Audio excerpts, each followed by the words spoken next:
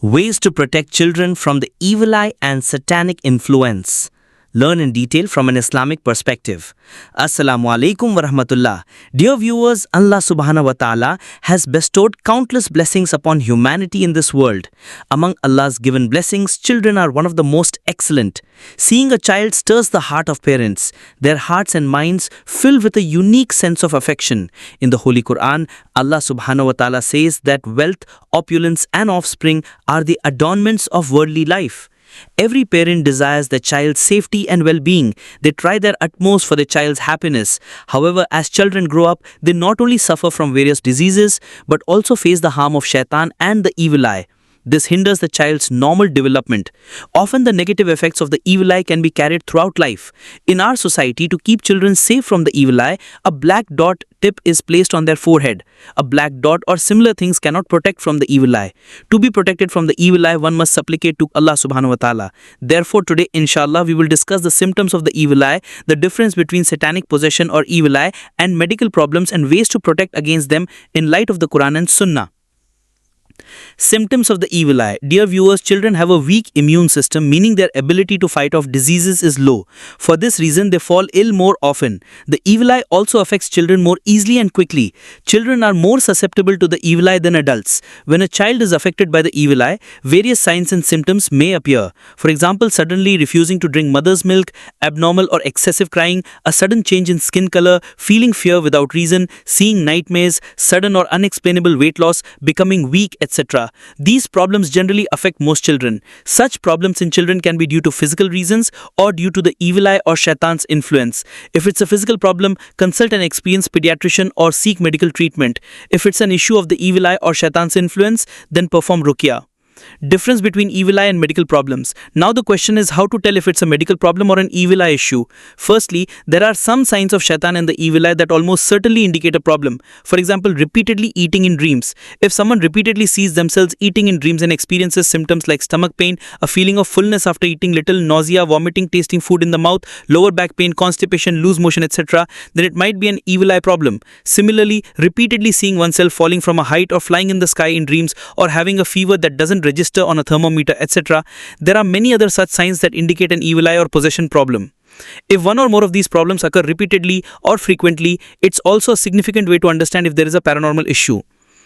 Secondly, suddenly or unusually experiencing a problem or having a problem in a specific context. For example, a child refuses to drink mother's milk and cries while attempting to feed, but drinks fine from someone else's breast. A child doesn't want to stay in the mother's lap, but is eager to go to the father's lap or stops crying as soon as they are with the father.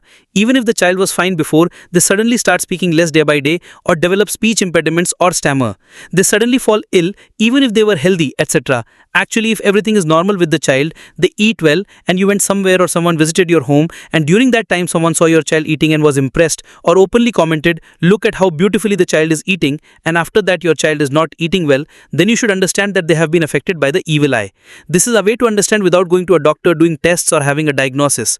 Thirdly, if someone goes to the doctor, undergoes medical examinations, but no problem or cause of the problem is detected, reports come back normal, or the doctor says there is a problem like this, but this shouldn't cause this particular problem, or if the problem doesn't get better with medicine, then it primarily means they have a paranormal problem. Because if affected by a paranormal problem, it doesn't show up in medical tests and the illness doesn't get better with medicine. Therefore, if you see anything unusual in the child, or if medical tests don't detect a problem, or if they don't get better with medicine, then you can assume the child has been affected by the evil eye. A common symptom of children being affected by the evil eye is excessive mischievousness. Many might not agree with this, but it is a reality. However, this might be different for some children, and it's not that every child affected by the evil eye or paranormal problems will show this symptom. That is, a child who is excessively mischievous has a high probability of being affected by the evil eye. It is narrated from Mu'mineen, Salama radiallahu anha, that the Prophet Muhammad, peace be upon him, saw a young girl in his house with a mark or dullness on her face. Then he said, "Perform Ruqyah on her, for she has been affected by the evil eye." It is narrated from Jabir bin Abdullah radiallahu anhu that the Messenger of Allah, peace be upon him, said to Asma bint Umais radiallahu anha, "What is wrong with the children of my brother Jafar? I see their bodies weak. Have they suffered from a lack of food?" Asma said, "No, but they are very quickly affected by the evil eye." He said, "Then perform Ruqyah on them." Here pay attention, the Messenger of Allah, peace peace be upon him, understood that the girl was affected by the evil eye just by seeing a mark or dullness on her face. Seeing the emaciated and weak bodies of Jafar radiallahu anhu, the Messenger of Allah, peace be upon him, asked if they had a deficiency or if they had become like this due to not eating properly. Then their mother Asma radiallahu anha said, no, it's not like that, but they are very quickly affected by the evil eye, meaning their condition was due to the evil eye. Then the Messenger of Allah, peace be upon him, commanded them to perform Ruqyah. How to understand the problem? For children up to 2 or 3 years old, there is usually no certain way to understand. Even with Ruqyah, it's hard to tell because they cannot express or understand anything. And external reactions such as crying or falling asleep, since these are common for small children, there is no definite way to understand if there is an evil eye problem. However, experienced individuals may understand. For children aged 3 to 5 years, it can often be understood. Ruqyah may have various effects such as excessive yawning, drowsiness, mischief, restlessness, crying, developing red, black or yellow spots on the face or body, feeling weak, sluggishness, shaking or trembling of hands, etc. It's not that all of these will occur. 1 or 2 or 3 symptoms might appear, and for children over 5 years of age, it's usually clearly understood. Since they generally comprehend, can speak and express their feelings, that's why they can tell what effects Ruqyah is having or not and what effects are occurring. And often it can be outwardly understood, and they can certainly say whether there is an effect or not and what the effects are.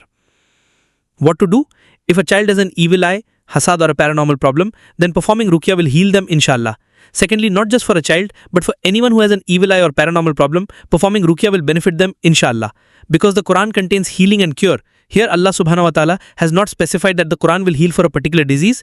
However, when the problem is natural, along with Ruqyah, natural or medical treatment should also be taken. Method of performing Ruqyah. Before starting Ruqyah, it's important to know a few things.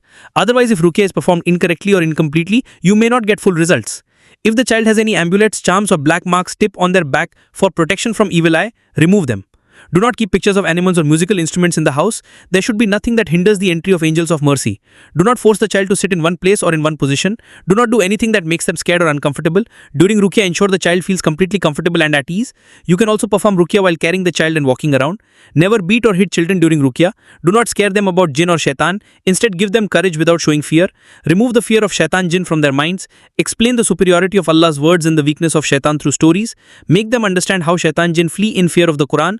There is no specific fixed time for performing Ruqyah, but if you notice that the symptoms in the child are more prominent at a specific time, for example after Maghrib, then performing Ruqyah at that time is best. Otherwise, perform Ruqyah at a time when the child feels comfortable. Parents should also perform the morning and evening supplications and ensure the child also performs the protective supplications. If the child cannot do it themselves, someone else should recite and blow on them. As they grow older, gradually teach them the supplications and ask them to perform them themselves. If they regularly perform the protective supplications from childhood, they will not be affected when they grow up, inshallah. The entire family should emphasize on being pure and clean. Parents should properly perform their farz and wajib acts of worship, and from a young age help the child develop the habit of praying in congregation at the mosque. For girl children, make it a habit to pray with them at home. Effects of Ruqyah. Sometimes after performing Ruqyah on children, they may immediately pass stool or vomit. If this happens, they will recover quickly inshallah. At other times, fever, cold, etc. may occur. Often after Ruqyah, red, yellow or black marks may appear on the face or body, and sometimes they may cry excessively during Ruqyah. There is nothing to be feared in such cases. Instead, continue with the Ruqyah. With regular Ruqyah, the problems will decrease and the effects will also decrease. Even if marks appear, they will disappear on their own after a few days. Sometimes there might be no effects, but an immediate improvement can be felt. This is also a type of reaction. In short, if there is any worsening of condition after Ruqyah, it means Ruqyah has started working. Then, with more patience and care, Ruqyah must be continued until complete recovery. There is nothing to be feared or alarmed about. Ruqyah for evil eye. Children are usually more affected by the evil eye. Most of their problems are due to the evil eye. Problems of jinn possession in small children are very rare. Since children are pure and clean, jinn usually cannot possess them before the age of 4 or 5 years, and performing Ruqyah on children is quite easy compared to adults. They recover very easily. If you suspect a child has a paranormal problem, perform Ruqyah according to the following method. Inshallah, they will recover very easily. Place your hand on the child's head and recite the following supplications, surahs and verses several times. Occasionally or after reciting all of them, blow gently with a little saliva mixed on the child's body. Also blow on your hands and wipe their entire body. Perform Ruqyah twice daily in the morning and evening, or 3 or 4 times a day. Masnoon duas to recite. Uidu bi kalimatillahi tammati min kulli shaitanin wa hammatin wa min kulli ainin lammatin.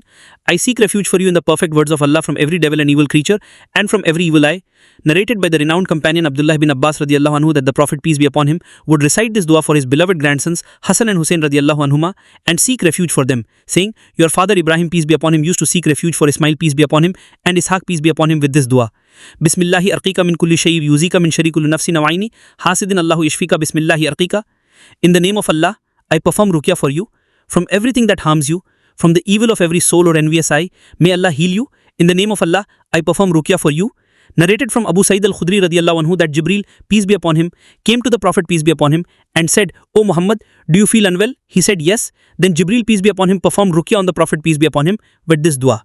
Surahs and verses to recite: Surah Al-Fatiha, Ayatul Kursi, Quran 255, Surah Al-Mu'minun, verses 115 to 118, Surah Al-Ikhlas, Surah Al-Falaq, Surah An-Nas. Recite the supplications, surahs and verses several times, and occasionally or after reciting all of them, blow gently with a little saliva mixed on the child's body. Also blow on your hands and wipe their entire body.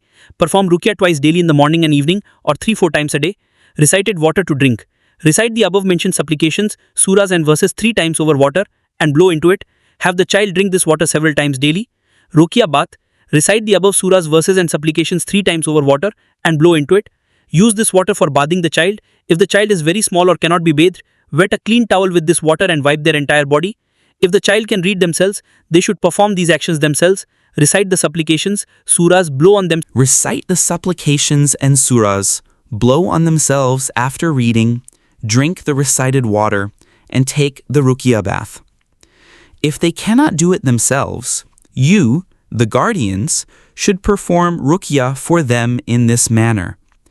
Continue performing Ruqyah until complete recovery. Perform Ruqyah for 3 to 7 days or 10 to 12 days according to the above method, and inshallah they will recover.